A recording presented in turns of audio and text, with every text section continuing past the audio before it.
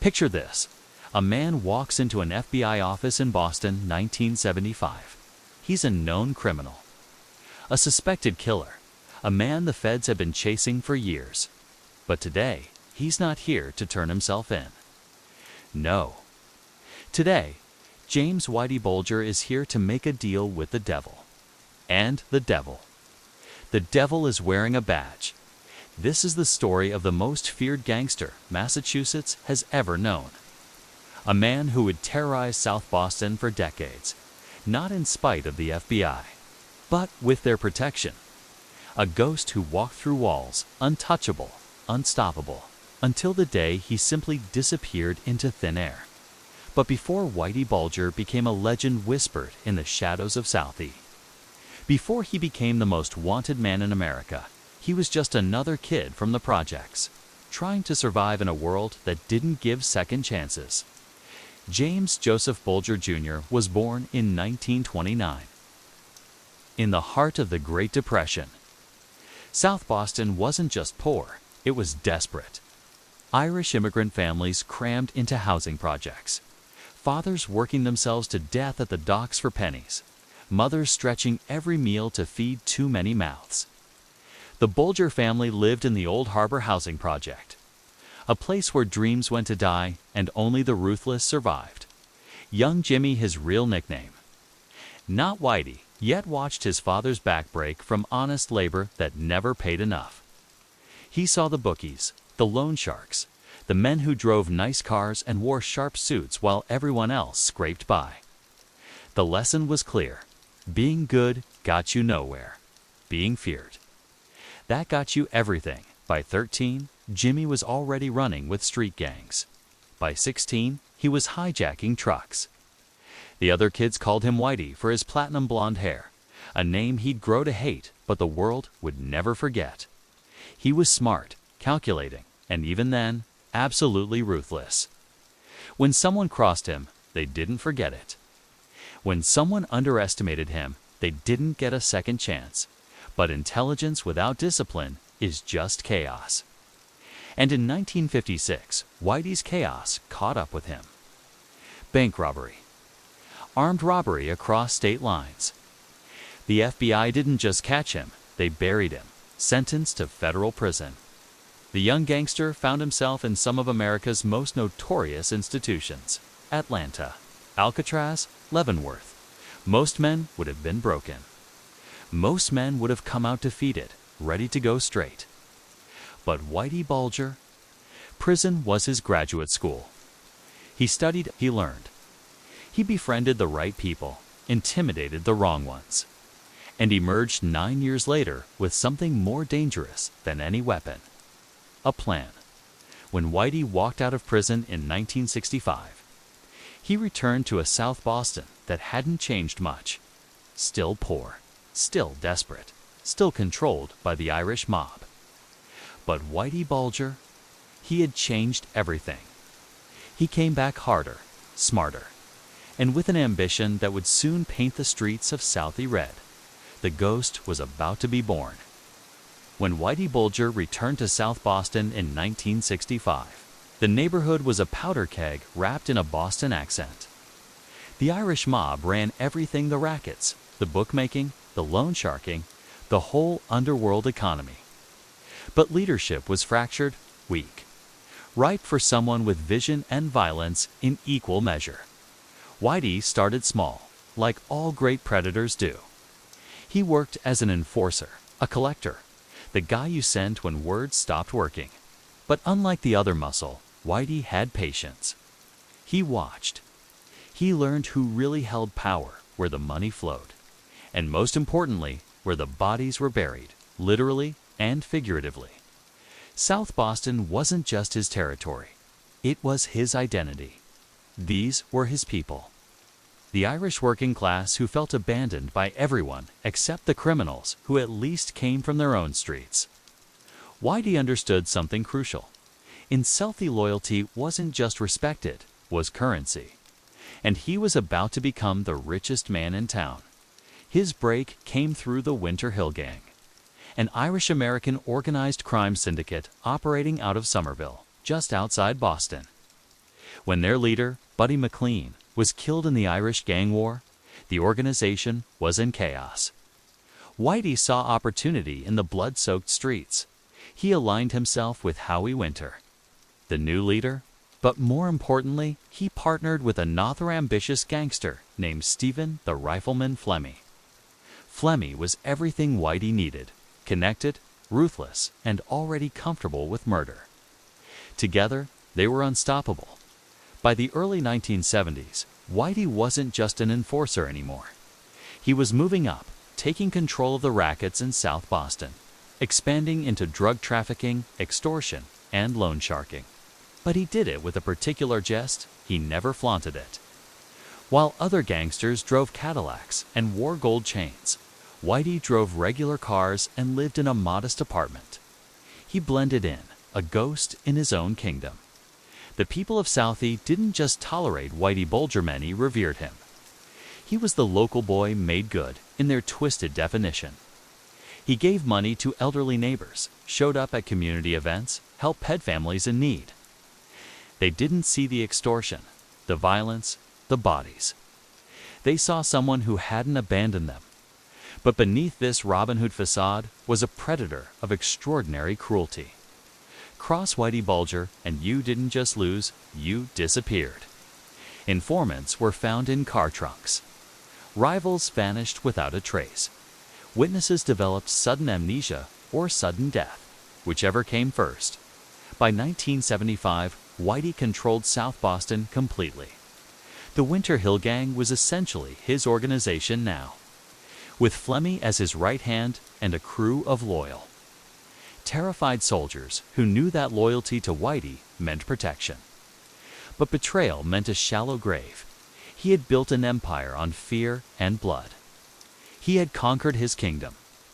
But Whitey wanted more than power. He wanted invincibility. And that's when he walked into that FBI office and made the deal that would change everything. Because the only thing more dangerous than a gangster is a gangster with a badge protecting him. In the world Whitey Bulger inhabited, there was one rule above all others: never trust anyone completely. Loyalty was performed, not felt. Friendship was tactical, not emotional. Every relationship was a transaction waiting to be cashed in or cashed out, usually in blood, except for one man. William "Billy" Bulger was Whitey's younger brother, and he was everything Whitey wasn't. While Whitey chose crime, Billy chose politics. While Whitey ruled through fear, Billy ruled through charisma and intelligence. By the 1970s, Billy Bulger had risen to become one of the most powerful politicians in Massachusetts, president of the Massachusetts State Senate, a position he'd hold for 17 years. The Bulger brothers were South Boston royalty, two sides of the same coin. Whitey controlled the streets. Billy controlled the State House. And while they publicly maintained distance, everyone in Southie knew the truth. The brothers were inseparable. They'd grown up in the same projects, survived the same poverty, and shared some fierce loyalty to family above all else. This connection gave Whitey something no amount of violence could buy: legitimacy, political protection. When investigations got too close, Billy's connections in the state government would mysteriously make problems disappear. When Whitey needed information about police operations, it had a way of reaching him. The brothers never discussed Whitey's business. Of course, plausible deniability was its own art form. But the message was clear: touch Whitey, and you're touching Boston's political establishment. But there was another relationship that defined Whitey's reign. One built not on blood, but on something far more sinister: mutual dependence. John Connolly was an FBI agent. But more than that, he was a Southie kid who'd grown up idolizing Benny Boorhood's tough guys. He'd known the Bulgers since childhood, saw Billy as a mentor and Whitey as something between a hero and a villain from the movies. When Connolly joined the FBI, he brought with him a dangerous combination: ambition, nostalgia, and a flexible moral compass. In 1975, Connolly approached Whitey with a proposition that would become legend in law enforcement circles and infamy in the annals of FBI corruption. The Bureau wanted informants against the Italian Mafia, specifically the patriarcha crime family that controlled much of New England. In exchange for information about the Italians, Whitey would become a top echelon informant protected by the FBI. On the surface, it seemed like a win for both sides. The FBI would take down the Italian mob. Whitey would eliminate his competition. But what really happened was far more sinister. Whitey didn't just inform on the Italians. He used the FBI as his personal hit squad. He'd feed them information, true or fabricated, and watch as his rivals disappeared into federal prison. Meanwhile, Connolly and other corrupt agents would tip off Whitey about any investigations into his own operations. Any informants in his organization, any wiretaps or surveillance. The FBI wasn't investigating Whitey Bulger. The FBI was working for him. Stephen Flemmy, Whitey's partner, was also an FBI informant, doubling the protection. Together, they created an empire that was essentially untouchable. State police would build cases against them, only to have the FBI mysteriously interfere.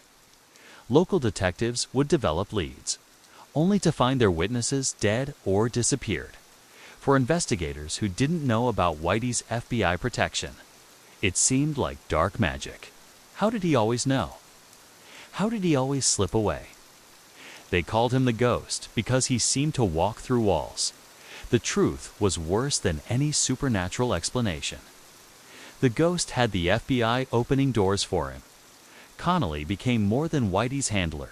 He became his accomplice. He took bribes, expensive gifts, and cash payments. He socialized with gangsters. He didn't just cross the line between law enforcement and organized crime. He erased it entirely. But for Whitey, this was the ultimate achievement. He'd beaten the game. He was a gangster who couldn't be caught because the very people supposed to catch him were protecting him. His brother controlled the state house. The FBI was in his pocket. The streets of South Boston were his kingdom. The Ghost wasn't just untouchable anymore. He was invisible. But in the shadows, bodies were piling up. And even ghosts leave traces. Even the best protected criminals make mistakes. And when the reckoning came, it would come for everyone, the gangster, the FBI agent, and even the powerful politician who claimed he knew nothing about his brother's world. Blood brothers, they'd always be. But blood, as Whitey knew better than anyone, eventually stains everything it touches. By 1980, Whitey Bulger had achieved something remarkable in the criminal underworld. He'd turned the United States government into his personal protection racket. But protection wasn't enough. Whitey wanted domination. The Winter Hill Gang now. Effectively, Whitey's organization was in open warfare with what remained of the Italian Mafia in Boston. The patriarcha crime family, once the undisputed rulers of New England's underworld, was bleeding. Not just from law enforcement pressure, but from the inside thanks to information flowing from Whitey and Flemmy directly to the FBI. Here's how. The con worked, and it was beautiful in its cruelty. Whitey would give John Connolly and the FBI detailed information about mafia operation shipments, meetings, gambling operations, even planned hits. The FBI would swoop in, make arrests, build RICO cases, and gut the Italian mob's leadership structure. Prosecutors became celebrities. FBI agents got promotions, and Whitey got their territory. Every Italian mobster sent to prison was one less competitor. Every mafia gambling operation shut down Beckham Whitey's gambling operation by the following week. The FBI was essentially providing free market research and competitor elimination, all courtesy of the American taxpayer. But Whitey wasn't just informing, he was weaponizing the information. He'd feed the FBI intelligence that would lead them to murder scenes, making himself look like a valuable asset without mentioning that he'd often ordered those same murders. He'd tip them off about drug shipments while running his own drug operations at the same time. The arrangement made John Connolly the golden boy of the FBI's Boston office. His informant was taking down made men left and right. Connolly was building a reputation as one of the Bureau's most effective agents, even as he was dining with gangsters and accepting cash in unmarked envelopes. The other FBI agents in Boston weren't stupid. Many suspected something was wrong. The state police definitely knew. But Connolly had protection at the highest levels. His supervisor, John Morris, was also on Whitey's payroll, accepting bribes and luxury vacations. The FBI's top echelon informant program, designed to infiltrate the mob, had instead been infiltrated itself by the mid-1980s. Whitey had evolved from gang leader to something far more sophisticated. He was running a criminal enterprise that looked almost legitimate on paper. Yes, there was still extortion, loan sharking, and drug trafficking. But it was organized, efficient, bureaucratic even. He had accountants, lawyers, front businesses. He was the CEO of crime. South Boston was his fortress. Everyone knew not to cooperate with police, not because they feared Whitey directly, but because they genuinely believed he was one of them, protecting the neighborhood from outsiders. He cultivated this image carefully, playing the role of community protector while disappearing anyone who threatened his empire. The bodies during this period, and there were many, tell the real story of the Unholy Alliance. Louis Ledoff, a bookmaker who knew too much about Whitey's FBI connection. John McIntyre, a fisherman who informed on a weapons shipment. Deborah Hussey, Stephen Flemy's stepdaughter, who threatened to expose their activities. Brian Halloran, who tried to tell the truth about Whitey's role in the murder of a Boston businessman. Each one told the FBI or state police something true about Whitey Bulger. Each one ended up dead, often within days. The information flowed one way from law enforcement to Whitey, and the bodies flowed the other way. The most chilling aspect wasn't just the murders, but the disposal. Whitey and Flemmy had a system.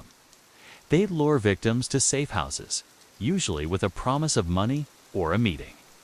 Once inside, they'd be strangled, often by Whitey personally. Then the bodies would be buried in basements, stuffed into barrels, or simply disappeared so completely that families would wait decades for answers that would never come. John Connolly knew. He had to know. But he was in too deep, his career too dependent on Whitey's continued success as an informant. He'd crossed from handler to accomplice to co-conspirator. He wasn't protecting an informant anymore. He was protecting a serial killer. By 1990, Whitey Bulger stood at the absolute peak of his power. He controlled gambling, drug trafficking, and extortion throughout South Boston. He had political connections through his brother. He had FBI protection through Connolly. He was making millions annually. Law enforcement couldn't touch him, because law enforcement was protecting him. The Unholy Alliance had created a monster. A gangster who'd gamed the system so completely that the Become It system itself had become his weapon. But monsters attract monster hunters. And somewhere in the federal government, people were starting to ask questions. Questions about how one informant could be so valuable. Questions about why so many of Whitey's enemies kept dying while he walked free. Questions about the bodies. Always the bodies. The alliance was unholy, yes, but it wouldn't be eternal. Nothing built on that much blood and corruption ever is. The ghost was about to discover that even FBI protection has its limits. And when those limits are reached, the fall is long, violent, and absolute. Picture the absolute peak of power. Not the kind you see in movies with mansions and yachts, but real power. The kind where an entire neighborhood moves when you whisper. Where grown men cross the street to avoid eye contact. Where your name alone is enough to make witnesses forget what they saw. By 1994, Whitey Bulger was that power incarnate. He controlled everything that mattered in South Boston. Every bookie paid tribute. Every drug dealer got permission. Every criminal enterprise, from the highest level cocaine trafficking to the corner store protection racket, answered to him. The Winter Hill Gang wasn't just an organization, it was the government of the underworld, and Whitey was its dictator. The money was staggering. Millions poured in annually from gambling operations alone. The Massachusetts State Lottery, bafflingly, became one of his biggest profit centers, not because he was buying tickets, but because he and Flemmy had a scheme so audacious it seemed impossible. They'd find big winners, offer to cash the tickets for them at a discount, then claim the prizes themselves, paying taxes on clean money, while the actual winners got slightly less but kept it off the books. Money laundering in plain sight. His legitimate businesses served as fronts and laundering operations. Liquor stores, restaurants, real estate investments all cleaned the blood money flowing through South Boston. The empire had become so sophisticated that it looked almost legal. But what really defined Whitey's reign wasn't the money, it was the fear. He'd perfected the art of terror. Whitey didn't need to kill everyone who crossed him. He just needed to kill enough people, brutally enough, that everyone else got the message. His reputation did the heavy lifting. Stories circulated through Southie like urban legends. Except they were all true. The story about the small-time drug dealer who held back money. They found him with his teeth pulled out, his fingers broken one by one, strangled and stuffed in a trunk. The story about the bar owner who refused to pay protection. His bar burned down. When he rebuilt, it burned down again. When he finally sold, Whitey bought the property through a shell corporation. The story about the young gangster who thought he could challenge Whitey's authority. He simply vanished. No body, no trace. Just gone. His mother would wait by the window for 20 years, hoping he'd come home. This was the genius of Whitey's terror. It was personal, calculated, and public enough to spread fear, but discreet enough to avoid overwhelming law enforcement attention. He killed informants and rivals, not random civilians. He maintained the fiction that he was protecting Southie, not terrorizing it. His inner circle was small, paranoid, and absolutely loyal because the alternative to loyalty was death. Stephen Flemmy was his constant partner, equally ruthless but less calculating. Kevin Weeks, his protege, was the muscle who handled enforcement and eventually became Whitey's most trusted lieutenant. These weren't friendships. They were alliances built on mutual profit and mutual fear. Whitey's personal life was equally controlled. He had a longtime girlfriend, Teresa Stanley, who lived with him openly. But he also had another girlfriend, Catherine Grieg, a dental hygienist who'd later prove her loyalty in ways no one expected. He kept them compartmentalized, separate, controlled just like everything else in his life. His brother Billy was at his own peak, serving as president of the Massachusetts State Senate, one of the most powerful politicians in the state. The brothers never discussed business, maintaining plausible deniability, but their mutual protection was understood. Billy's political machine kept state-level investigations at bay. Whitey's street intelligence kept Billy informed about threats. The FBI protection continued. John Connolly and his supervisor, John Morris, kept the shield in place, warning Whitey about any investigations, any wires, any threats. By now, the corruption was so deep that even honest FBI agents couldn't build cases. Their own organization was sabotaging them from within. From 1990 to 1994, Whitey Bulger was essentially untouchable. He'd beaten every opponent, corrupted every institution meant to stop him, and built an empire that seemed permanent. The king sat on his throne of blood and bones, protected by badges and political power, counting money and bodies in equal measure. But here's the truth about being king of the underworld. The crown is made of dynamite. And sooner or later, someone lights the fuse. In 1994, the federal government finally began to realize what they'd created. New investigators, once not connected to Connolly's corruption, started asking uncomfortable questions. The state police, who'd been shut down repeatedly, compiled evidence that couldn't be ignored anymore. Victims' families demanded answers about disappeared sons and daughters, and inside the FBI's own organization, people began connecting dots that formed a picture of corruption so deep, so systemic, that it threatened the entire Bureau's credibility. The king had become too powerful, too visible, too protected. And in America, nothing threatens law enforcement quite like being embarrassed by a gangster. They were supposed to be investigating, but were actually protecting. The ghost had reigned supreme for decades. But ghosts, eventually, have to face the light. And when they do, they either disappear or burn. The thing about building an empire on murder is that bodies don't stay buried forever, sometimes literally. While Whitey was playing king, the foundation of his kingdom was cracking, and what was seeping through the cracks was blood, decades of it. Let's talk about what Whitey Bulger really was, beyond the mythology and the political protection. Strip away the Robin Hood of South Boston garbage, the community protector narrative, and the FBI informant justification. What you're left with is something simple and horrifying: a serial killer with a badge protecting him between 1973 and 1985. Whitey Bulger and Stephen Flemmi were directly responsible for at least 19 murders.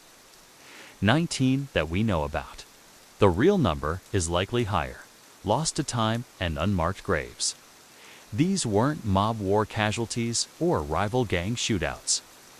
These were calculated executions, many of victims who were already helpless, lured to safe houses with promises of meetings or money, then murdered while they thought they were safe. Take Tommy King, 1975, a Winter Hill Gang associate who made the mistake of challenging Whitey's authority. They brought him to a house in Southie, strangled him, and buried him in the basement. His family thought he'd run away.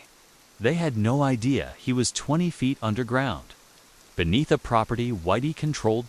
Or Bucky Barrett, 1983, a skilled thief who'd pulled off a successful robbery and made the fatal error of dealing with Whitey afterward. They tortured him for hours, extracting the location of his money, promising they'd let him live if he cooperated. He cooperated. They killed him anyway. Strangled, then buried in the same basement as Tommy King. The most haunting victims were those who were killed simply because they knew to, much or loved the wrong person. Deborah Hussey, just 26 years old, was Stephen Flemmi's stepdaughter. She'd known Flemmi and Whitey her whole life, knew their secrets.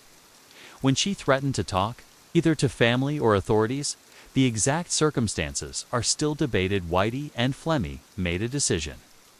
In 1985, they lured her to a house, strangled her, and buried her with the others, your own stepdaughter.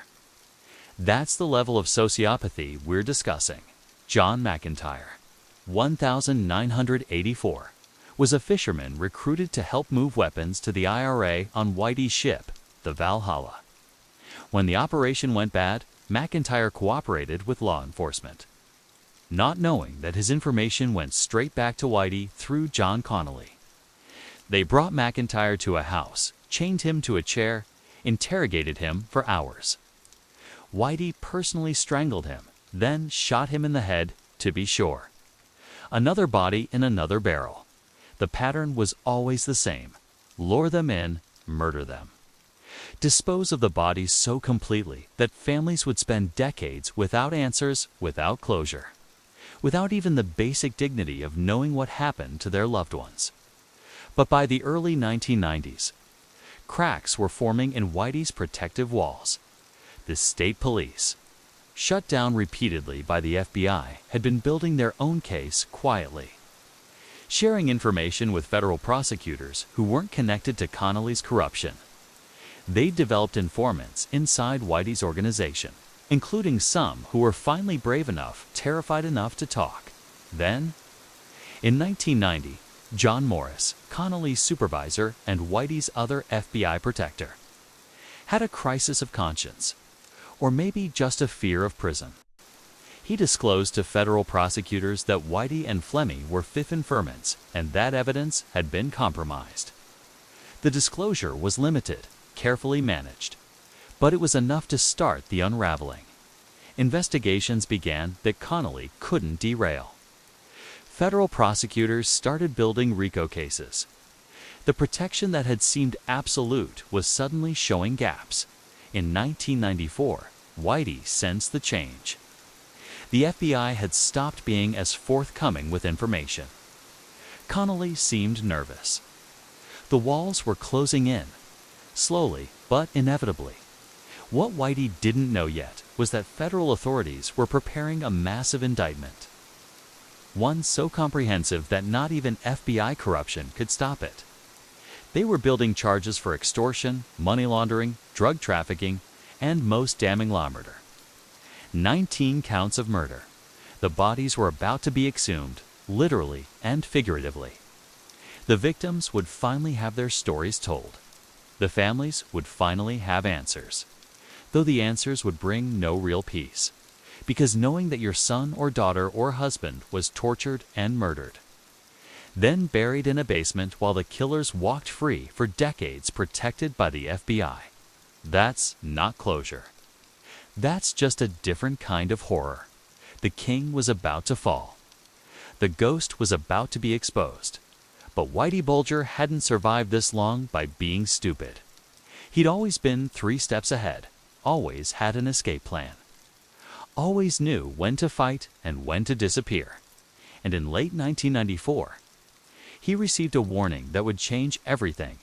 They're coming for you. Get out. Now.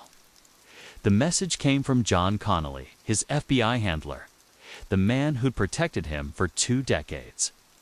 One last corrupt favor, one final betrayal of the badge. One more crime added to a list that would eventually send Connolly himself to prison. Whitey Bulger had a choice. Face the music, or do what he did best, disappear. The ghost was about to become real. December 1994. Boston is preparing for Christmas. Families are shopping, decorating, planning celebrations. And somewhere in South Boston, Whitey Bulger is planning the greatest disappearing act in American criminal history. The indictment was coming. Whitey knew this with absolute certainty because John Connolly, his FBI handler and longtime protector, had broken every rule one last time to warn him. It's one of the most extraordinary brawlies in law enforcement history. An FBI agent tipping off a serial killer that he's about to be arrested for murder. But let's step back and understand what Whitey's informant status really meant. Because the FBI would spend years trying to justify their relationship with a mass murderer. The top echelon informant program was designed to penetrate organized crime from within. The idea was simple. Flip a high-ranking criminal. Get them to inform on their organization. Bring down the entire structure. Noble enough in theory. But Whitey Bulger never informed on his own organization. He never gave up the Winter Hill Gang. He never implicated himself in any serious crimes. Instead, he used the FBI to destroy his competition, the Italian Mafia, while expanding his own criminal empire under federal protection. The FBI would later claim they didn't know about Whitey's murders. This is laughable. Let's examine what they actually knew. They knew Whitey was accused of multiple murders by state police and local detectives. They dismissed these allegations as unreliable. Despite mounting evidence, they knew that people who informed on Whitey kept dying mysteriously. They attributed this to coincidence or mafia violence. Despite the obvious pattern, they knew Whitey was deeply involved in drug trafficking, extortion, and loan sharking. They classified this as necessary for maintaining his cover within the criminal organization. They were receiving information about bodies and murder plots. John Connolly and John Morris regularly filed reports detailing Whitey's admissions about violence. These reports were buried, classified, kept away from prosecutors who might have stopped the arrangement. The truth is simpler and more damning. The FBI knew Whitey Bulger was a murderer and protected him anyway because he was giving them Italian mobsters to prosecute. They decided that taking down the Patriarca crime family was worth letting an equally violent Irish gang operate with impunity. It was a deal with the devil. And the devil was winning.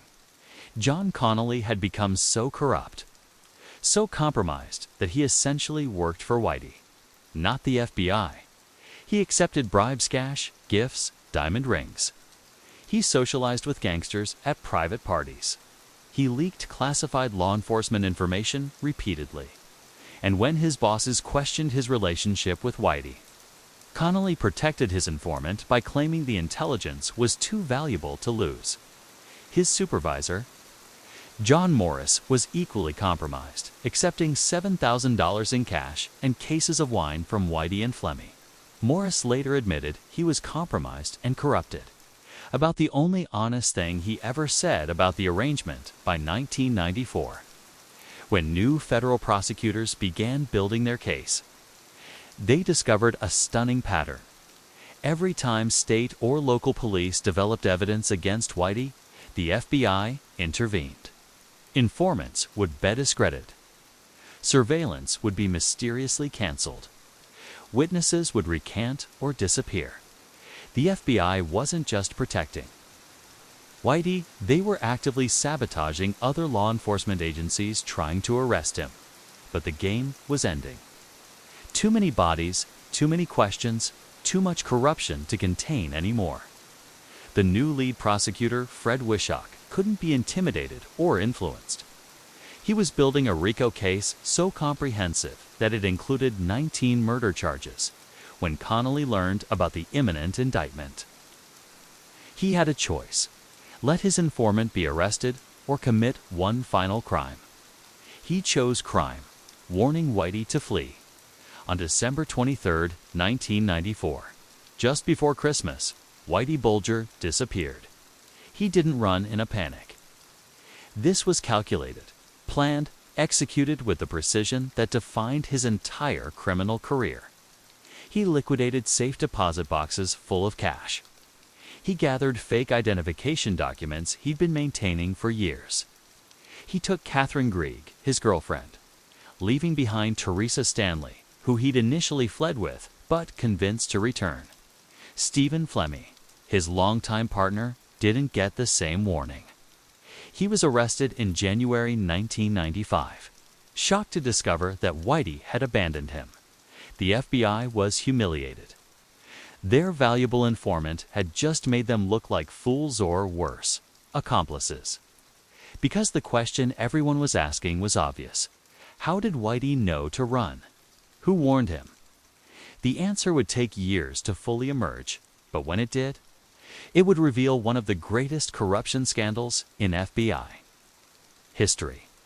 John Connolly would eventually be convicted of racketeering, obstruction of justice, and second-degree murder for his role in setting up John Callahan, a businessman killed by Whitey and Flemmy. He'd go to prison. His FBI career revealed as decades of corruption. John Morris was granted immunity for his testimony. Despite being equally corrupt, he'd live with the knowledge that his moral compromise cost 19 people their lives, and the FBI would spend years trying to explain how they protected a serial killer for 2 decades while he murdered informants, rivals, and innocent victims.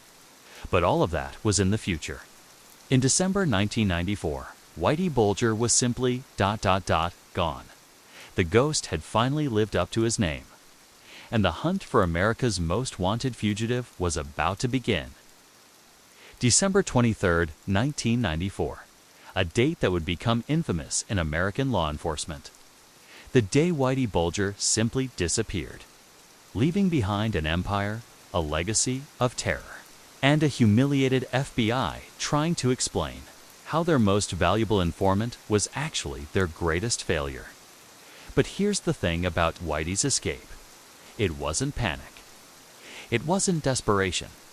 It was a plan he'd been preparing for years, maybe decades, because Whitey Bulger understood something fundamental about his life. It could all collapse at any moment. And when it did, he needed to be ready. He'd been stockpiling cash for years, spreading it across safe deposit boxes throughout Boston.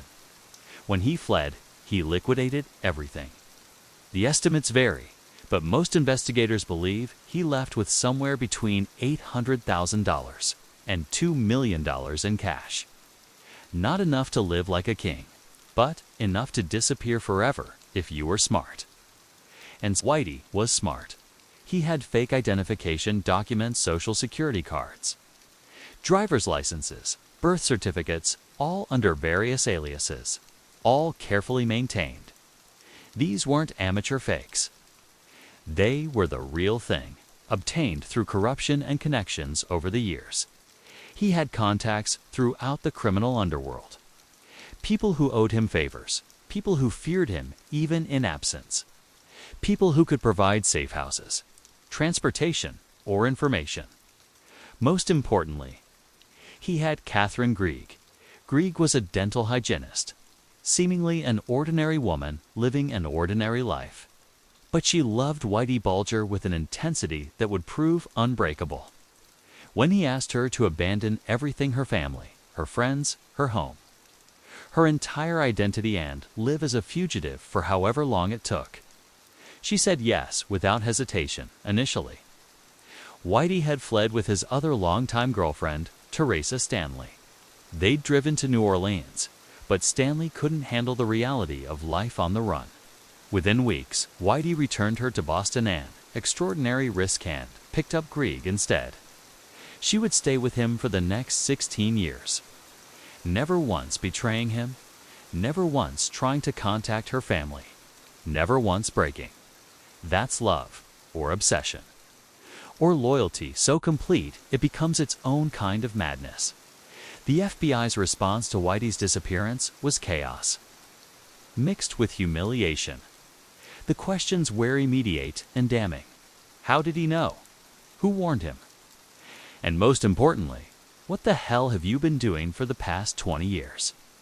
In January 1995, Stephen Flemmi was arrested, shocked and betrayed that his partner had fled without warning him. Flemmi would eventually cooperate with authorities, revealing decades of murders, FBI corruption, and the true nature of their informant relationship. His testimony would be devastating not just to his own defense, but to the FBI's reputation. Kevin Weeks, Whitey's protege and enforcer, was arrested in 1999. He also cooperated, and it was Weeks who led investigators to the bodies. In 2000, they began excavating properties around Boston, digging up basements and yards that Whitey had controlled. They found Tommy King. They found Bucky Barrett. They found Deborah Hussey. They found John McIntyre. They found others. Skeletal remains that had been buried for decades while families wondered and prayed and hoped. The excavations were covered by every news outlet in the country. The images of investigators pulling bodies from basements in South Boston, the community that had protected Whitey for so long, shattered the Robin Hood mythology forever. This wasn't a community protector. This was a serial killer who'd buried his victims under neighborhood properties while walking past them daily. The FBI launched a massive manhunt, one of the largest in American history. Whitey Bulger was added to the FBI's 10 most wanted list in 1999, alongside terrorists and spree killers. The bureau that had protected him for 2 decades now devoted enormous resources to catching him, desperate to repair their shattered credibility. But Whitey had vanished completely. No confirmed sightings, no mistakes, no trails. It was as if he'd learned every FBI technique during his years as an informant and now used that knowledge to stay invisible. Tips came in from everywhere he was spotted in Louisiana, in Canada, in Europe, in South America. Mostoir Falls, people seeing what they wanted to see, hoping for reward money. The FBI investigated thousands of leads, chasing ghosts of a ghost. Meanwhile, Whitey and Catherine moved carefully through America and eventually beyond. They'd stay in one place for a few months, never too long, never too visible. Small apartments, quiet neighborhoods, paying rent in cash, using fake names, living like quiet retirees. They adopted personas. Whitey dyed his hair, wore glasses, changed his appearance. Catherine, naturally younger looking, could pass as his daughter in some contexts, his wife in others. They'd tell landlords and neighbors they were retired, that they'd traveled for work, that they preferred privacy, and it worked. For 16 years, it worked. The FBI's humiliation deepened with each passing year. How could a 70-year-old gangster outsmart the entire federal government? How could he remain hidden while being one of the most wanted men in America? The answer was simpler than they wanted to admit. Whitey understood that staying hidden wasn't about being clever, was about being disciplined. Don't get greedy. Don't draw attention. Don't trust anyone except the one person who'd proven absolute loyalty. Live small, live quiet, and stay invisible. Back in Boston, the trials began. Stephen Flemmi was sentenced to life in prison.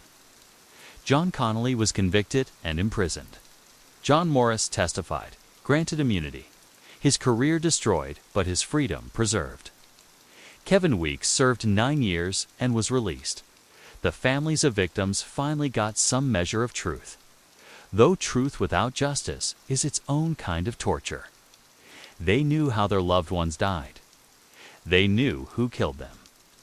They knew the FBI had protected the killers. But the man most responsible was living comfortably somewhere under a fake name. It's possible to find. The $2 million reward for information leading to Whitey's capture grew over time. The FBI tried new tactics, age progression photos showing what Whitey would look like older. Appeals on TV shows, advertising campaigns targeting areas where he might hide. Nothing worked. The ghost had perfected his disappearing act. Years turned into a decade. Then more than a decade. People began to wonder if Whitey was even still alive. Maybe he'd died somewhere, buried under a fake name in an unmarked grave. His location, a secret he'd taken to the grave. Maybe he'd won, beaten the system completely, escaped justice forever. Catherine Grieg's family ached for her, not knowing if she was alive or dead, if she was with Whitey willingly, or if she'd been coerced. They couldn't contact her. They didn't know where she was. Their daughter had vanished as completely as the gangster she loved in South Boston. The community slowly came to terms with the truth. The man they'd protected, the man they'd believed in, was a monster who'd buried victims in their neighborhood and laughed about it. The sense of betrayal was profound not just of the FBI, but of themselves. For believing the lie for so long, by 2011, Whitey Bulger had been on the run for over 16 years. He was 81 years old. Most people his age were in retirement homes, not living as international fugitives. The FBI had spent over $100 million searching for him, and then, after 16 years of perfect invisibility, of perfect discipline, something finally broke. Not Whitey's discipline, not his planning. Someone recognized Catherine Grieg, and just like that, the ghost was about to become solid again.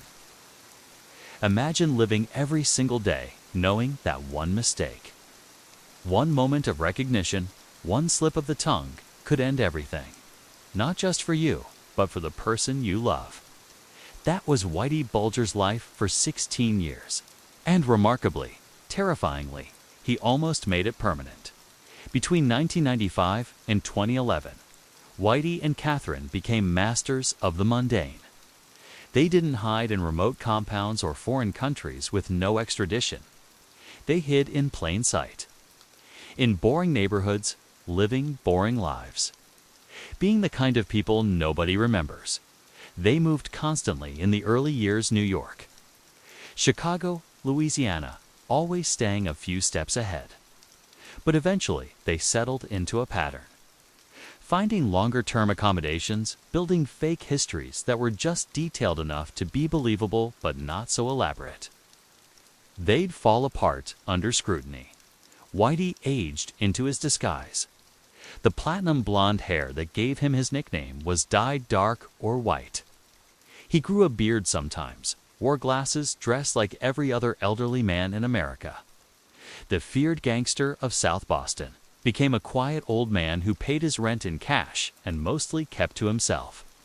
Catherine was the bigger risk, younger and more distinctive, with specific dental work and appearance that could be recognized. But she stayed loyal, stayed hidden, never contacted her family, even though the pain of that separation must have been unbearable. They eventually landed in Santa Monica, California, of all places. A beach community full of retirees and tourists where two more elderly people wouldn't attract any attention. They rented a modest apartment in Princess Eugenia, a rent-controlled complex just blocks from the beach. Living as Charlie and Carol Gosco. Their neighbors thought they were a normal, slightly eccentric elderly couple. Charlie was friendly but private, took walks, fed stray cats. Carol was quieter, more withdrawn. They seemed to have money, but weren't flashy about it. They paid rent on time, didn't cause problems, kept to themselves. For years, this worked perfectly. They were hiding not in darkness, but in the most powerful camouflage of all, normalcy. But the FBI never stopped looking. As years passed and leads dried up, they shifted tactics. They couldn't find Whitey, but maybe they could find Catherine.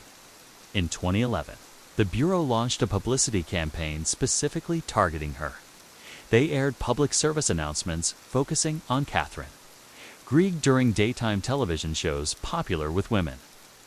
The ads included recent photos, dental information, the fact that she was obsessive about dental care, that she had several plastic surgeries, that she loved animals. It was a brilliant shift in strategy. Instead of looking for a dangerous gangster, they were looking for someone's neighbor, someone's tenant, someone who seemed normal but had these specific, recognizable characteristics. On June 22, 2011, a former Icelandic beauty queen named Anna Bjorn's daughter was watching TV in Reykjavik, Iceland. She saw the FBI ad about Catherine Grieg, and she had a strange moment of recognition. Years earlier, Bjorn's daughter had lived in Santa Monica. She'd had neighbors in her building, an elderly couple. The woman had been very particular about dental care, had been kind to animals, and looked remarkably like the woman in the FBI. She contacted the FBI, and everything began to move very quickly. Within days, the FBI had confirmed Catherine Grieg and Whitey Bulger were living in Santa Monica as Carol and Charlie Gosco. After 16 years of searching, after thousands of false leads, after over $100 million spent on the investigation, they'd finally found him. On June 22, 2011, FBI agents surrounded the Princess Eugenia apartment building in Santa Monica. It was early evening. Warm California sunshine, people walking their dogs, tourists enjoying the beach. The agents lured Whitey out of his apartment with a simple trick. They told building management there'd been a break-in to the garage. When Charlie Gosco came down to check on his storage locker, FBI agents surrounded him. "Are you Whitey Bulger?" they asked. For a moment, just a moment, the ghost considered running. He was 81 years old, surrounded by armed federal agents, with nowhere to go. But he'd played this game his whole life. He knew when the hand was over. "You know who I am?" he said. Inside the apartment, they found Catherine Grieg, terrified but defiant. She'd known this day might come. She'd accepted that risk 16 years ago. They also found an arsenal, over 30 firearms, including handguns, rifles, and shotguns, many loaded and strategically placed throughout the small apartment. They found over $800,000 in cash, bundled and hidden throughout the apartment and the walls, in false compartments everywhere, most chillingly. They found a collection of books about FBI investigation techniques, prison escape methods, and how to stay hidden. Whitey had been studying, learning, staying sharp, even in his 80s. The arrest made international headlines. The ghost had finally been captured. One of the longest manhunts in FBI history had ended in a quiet apartment building in California, where an elderly couple had been living unnoticed for years. Whitey was extradited to Boston to face justice. Catherine was charged with harboring a fugitive. After 16 years of perfect loyalty, of absolute devotion, she was facing prison time for the crime of loving a monster. The capture should have felt like victory. The FBI had finally gotten their man. The families of victims would finally see justice. The ghost was in custody. But there was no real victory here. 19 people were dead, buried for decades while their killer lived comfortably in California. The FBI had protected him for years before hunting him for more years. Families had spent decades not knowing what happened to their loved ones, and Whitey Bulger, now 81 years old, was about to face trial for a lifetime of murder and terror. The ghost had been caught. Now came the reckoning. June 2013, the John Joseph Moakley United States Courthouse in Boston. After 16 years as a fugitive, after decades of FBI protection before that, Whitey Bulger was finally standing trial. Not for mob politics or racketeering technicalities. For murder. 19 counts of murder. The courtroom was packed every single day. Victims' families, reporters, federal agents, curious onlookers, everyone wanted to see the ghost finally face justice. Whitey sat at the defense table, 83 years old now, wearing prison clothes. The platinum blonde hair, long since white. The feared gangster now looking like Simeon's grandfather. But when he stared at witnesses, when his eyes went cold, you could still see the killer underneath. The trial lasted 2 months and revealed horrors that even hardened investigators found difficult to stomach. Witness after witness described murders, tortures, disappearances. Stephen Flemmi testified against his former partner, describing in clinical detail how they'd killed people, where they'd buried bodies, how they justified it all. Kevin Weeks, once Whitey's most loyal enforcer, led prosecutors through the murders, explaining the methodology, the planning, the cleanup. He described digging graves, disposing of bodies.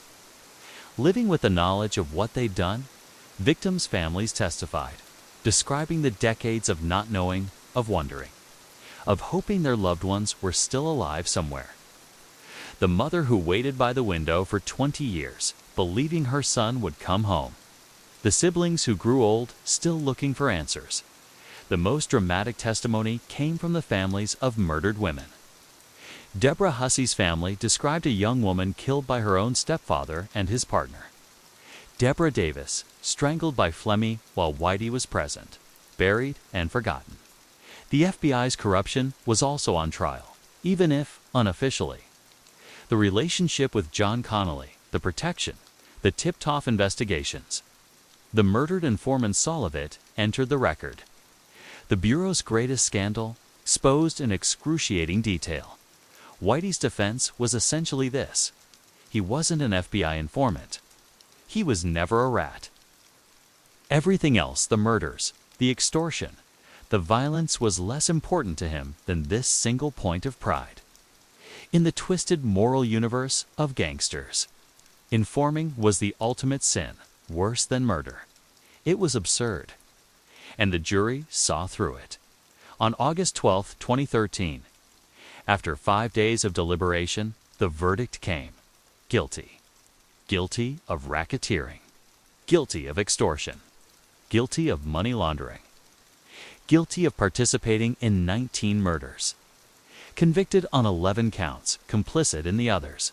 Whitey Bulger, the ghost of South Boston, was convicted of being what everyone already knew: a serial killer who'd corrupted the FBI and terrorized a community for decades. The judge sentenced him to 2 consecutive life sentences plus 5 years. At 83 years old, Whitey would die in prison. Catherine Grieg had already been sentenced to 8 years for harboring a fugitive. The woman who'd given up everything for love of a monster was in federal prison. When she was released in 2020, she was immediately resentenced to another 21 months for refusing to testify against Whitey in a separate case. Her loyalty, even then, remained unbroken. Whitey was transferred to various federal prisons, each one a special kind of hell for a former FBI informant. Other inmates knew who he was, knew he'd worked with the feds, knew the code he'd violated. He was beaten multiple times, transferred for his own safety, isolated. In October 2018, Whitey was transferred to USP Hazleton, a high-security prison in West Virginia with a reputation for violence. He was 89 years old, in a wheelchair, essentially helpless. On October 30th, 2018, just 12 hours after his transfer, Whitey Bulger was found beaten to death in his cell. His eyes had been gouged out, and attempts had been made to cut out his tongue, the ultimate prison justice for an informant. He was murdered by fellow inmates in a killing that prison officials were suspiciously slow to prevent. Some called it karma. Some called it justice. Some called it murder, just another murder in a life defined by violence. Whitey Bulger died as he lived, surrounded by violence, destroyed by the very criminal code he'd claimed to honor while breaking it repeatedly, abandoned by the system he'd manipulated for decades.